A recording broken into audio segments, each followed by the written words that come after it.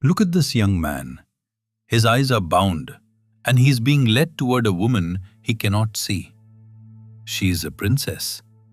In her hand is a document, and the painter makes one thing very clear. She is the one who will decide. It is a scene of courtship and judgment on a palace terrace at sunset, and it quietly tells the truth about who held power in the Mughal world. The hour is evening. The sky has turned to fire above a calm river. An older woman of the household leads the blindfolded young man forward by the hand, and the princess waits for him, calm and upright, holding the document that will settle his fate. Paintings like this echo an old courtly story, a princess who sets a test and chooses her own suitor. He does not choose, he is chosen. And that reversal is the whole point of the picture. Because in the 1750s, this was not a fantasy. It was close to the truth. The Mughal emperor had become a figure of fading power. And for years, the court was effectively governed by a woman, the empress-mother Qudsia Begum, who ruled as regent in her son's name. The women's quarters were not the margin of power. They were its center. So when Fayzullah paints women, serene and certain, deciding the fate of a man led and helpless, he is painting his own world. The women hold the document. The man cannot even see. Look again at the blindfold, because it is the key to the whole scene.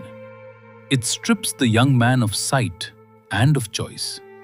He cannot judge, he cannot object, he cannot even meet her eyes.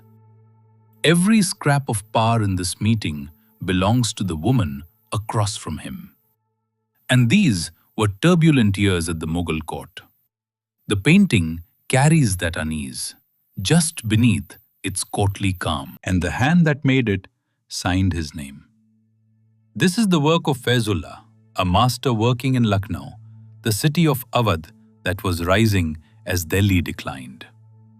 As the old imperial capital faded, painters carried the Mughal art to new courts and refined it. You can see that refinement everywhere.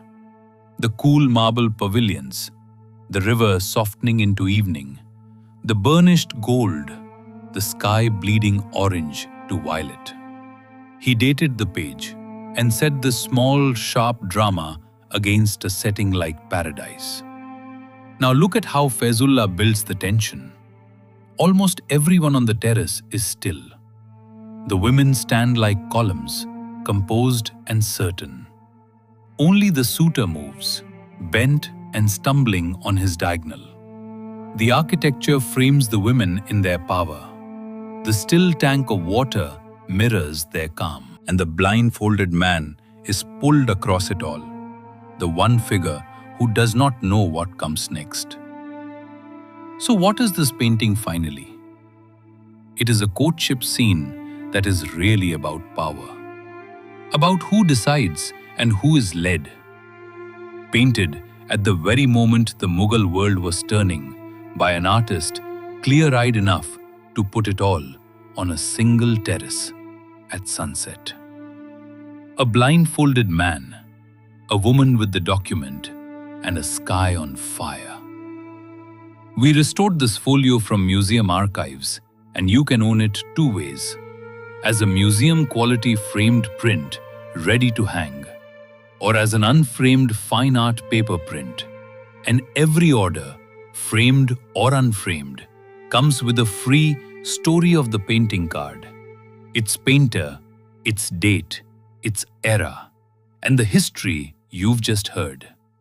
Museum-quality art with the provenance to match, with free global shipping at Aurah Living. A blindfolded suitor and a princess who holds his fate. Find this painting at aurahliving.com. The link is below. And if these stories belong on your wall as much as your screen, stay with us.